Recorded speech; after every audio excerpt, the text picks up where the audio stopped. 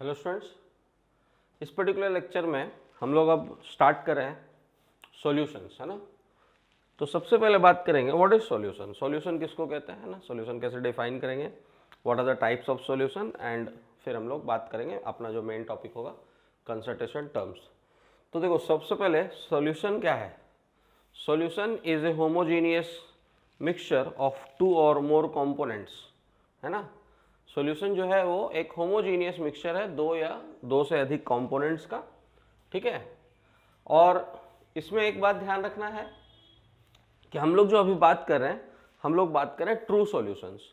आगे आप पढ़ोगे कि कोलाइडल सॉल्यूशन होता है, सस्पेंशन होता है। तो ये जो टाइप्स ऑफ सॉल्यूशन है वो हम लोग बेसिकली सॉल्यूट के पार्टिकल के साइज पे डिफाइन करते हैं। मतलब एक साइज्ड फिक्स है, यहाँ से यहाँ तक अगर सॉल्यूट का साइज है तो वो सॉल्यूशन सस्पेंशन होगा, वो सॉल्यूशन कोलाइडल होगा। अभी ट्रू सॉल्यूशन हम लोग पढ़ रहे हैं, और ट्रू सॉल्यूशन का मतलब क्या होता है, देखो एकदम सिंपल लैंग्वेज में समझो। The physical state of solvent will be the final physical state of solution. जो सॉल्वेंट का फिजिकल स्टेट है, अगर वही फिजिकल स्टेट सॉल्यूशन का भी है तो हम कहेंगे it is A true solution. जैसे मान लो आपने सॉल्ट प्लस वाटर का सॉल्यूशन बनाया, तो वाटर इज सॉल्वेंट। सॉल्यूशन बनने के बाद भी सॉल्वेंट का फिजिकल स्टेट क्या है, लिक्विड। जब आपने सॉल्यूशन बना लिया तब भी वो क्या है, लिक्विड। इसका मतलब क्या हुआ, it is A true solution, ठीक है। तो सबसे पहले व्हाट इज सॉल्यूशन, तो मैंने बोला solution is a homogeneous mixture of two और more different components in which individual components loses their identity, है ना।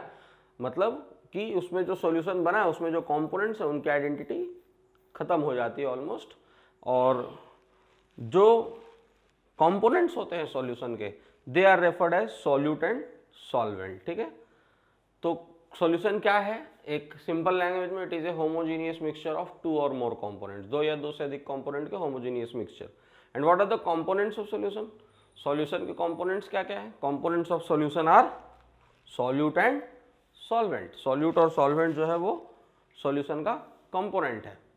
अब सॉल्यूशन को डिफाइन कैसे करेंगे, तो देखो सबसे पहले solution can be defined on the basis of number of particle. कितने पार्टिकल हैं सॉल्यूशन में। तो अगर किसी सॉल्यूशन में दो पार्टिकल, दो कंपोनेंट प्रेजेंट है, sorry not particle, components, if there are two components then we will tell solution is binary. Solution क्या है, बाइनरी। दो कंपोनेंट का मतलब एक सॉल्यूट एक सॉल्वेंट, तो हम कहेंगे बाइनरी। इसी तरह अगर तीन है तो हम लोग कहेंगे टर्सरी सॉल्यूशन, है ना। मतलब दो सॉल्यूट एक सॉल्वेंट, लेकिन जो हमारे सिलेबस में हमें पढ़ना है दैट इज बाइनरी सॉल्यूशन, ठीक है। ये तो हो गया on the basis of number of component. Next जो सॉल्यूशन का क्लासिफिकेशन है, it is on the basis of amount of solute.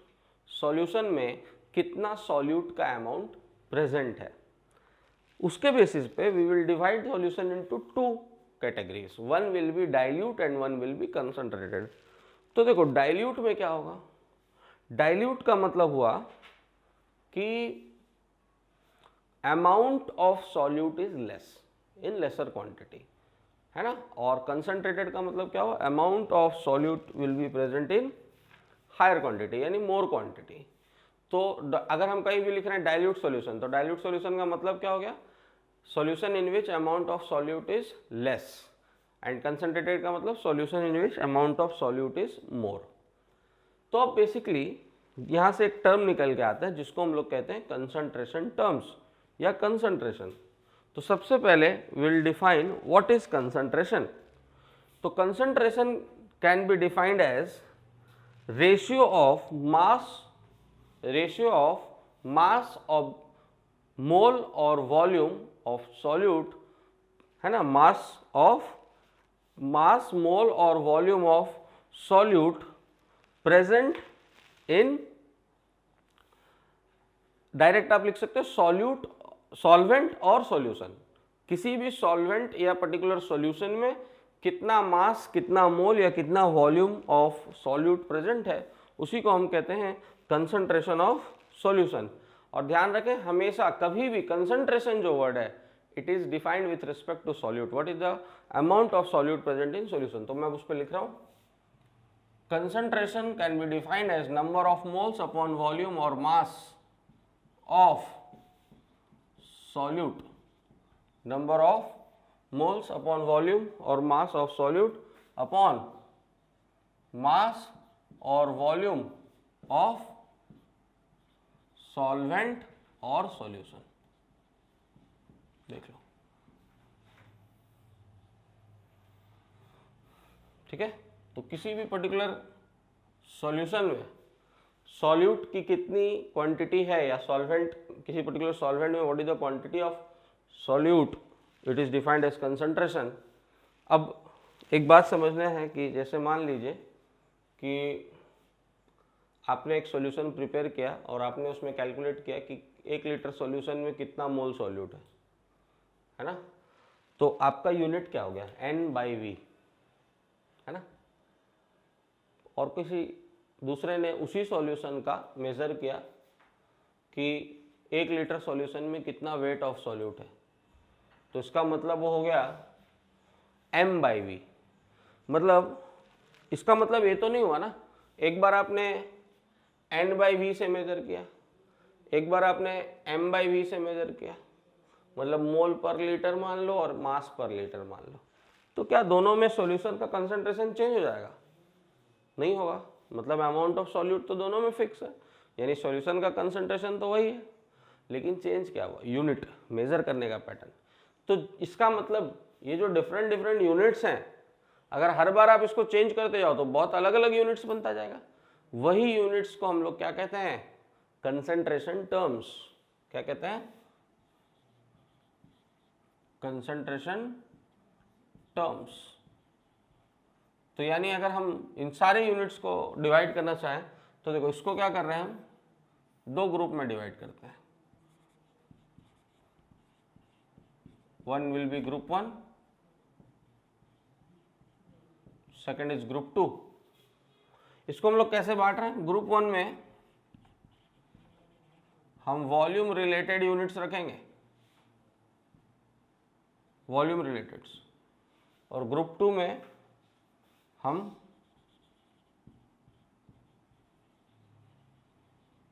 Mass related units रखेंगे, volume related and mass related. और इन दोनों को रिलेट करने वाला टर्म होगा डेंसिटी, ठीक है। अब क्योंकि ये वॉल्यूम रिलेटेड है तो ये टेम्परेचर पर डिपेंड करेगा, और क्योंकि ये वॉल्यूम रिलेटेड नहीं है, मास रिलेटेड है,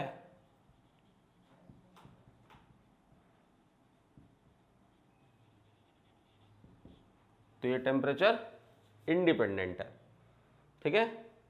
तो अब इसमें जो यूनिट्स आएंगे, it is percent volume by volume, इसको आप परसेंट बाय वॉल्यूम लिख सकते हो। सेकंड है परसेंट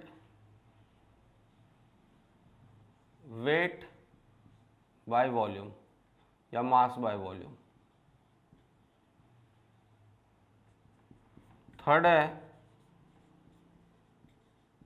मोलैरिटी, एंड फोर्थ है नॉर्मेलिटी, ठीक है।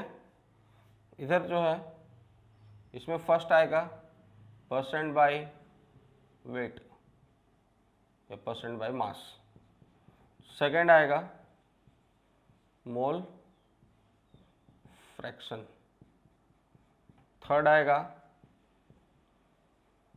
मोलैलिटी, और फोर्थ आएगा ppm, पार्ट्स पर मिलियन, या आजकल ppb भी लोग पढ़ा रहे, पार्ट्स पर मिलियन, ठीक है। तो एक चीज देखो, यहां से 2-3 इंफॉर्मेशन फटाफट निकाल लें। अगर आपसे पूछा जाए कि which of the following units are more accurate, तो the units which does not depend on temperature will be more accurate. क्यों? क्योंकि टेम्परेचर के चेंज करने से कंसंट्रेशन में उनके यूनिट, उनके वैल्यूज में कुछ चेंज नहीं आएगा, क्योंकि टेम्परेचर इंडिपेंडेंट है, वॉल्यूम तो चेंज होता है टेम्परेचर से, वॉल्यूम बढ़ घट सकता है, इसलिए ये यूनिट्स उतने एक्यूरेट नहीं माने जाते as compare to this unit, it is small m, it is x। तो अभी हम लोग स्टार्ट करेंगे with group 1 units, then will move on to next lecture में फिर हम लोग ग्रुप 2 देखेंगे। तो इस पर्टिकुलर लेक्चर में will try to cover group 1। Okay.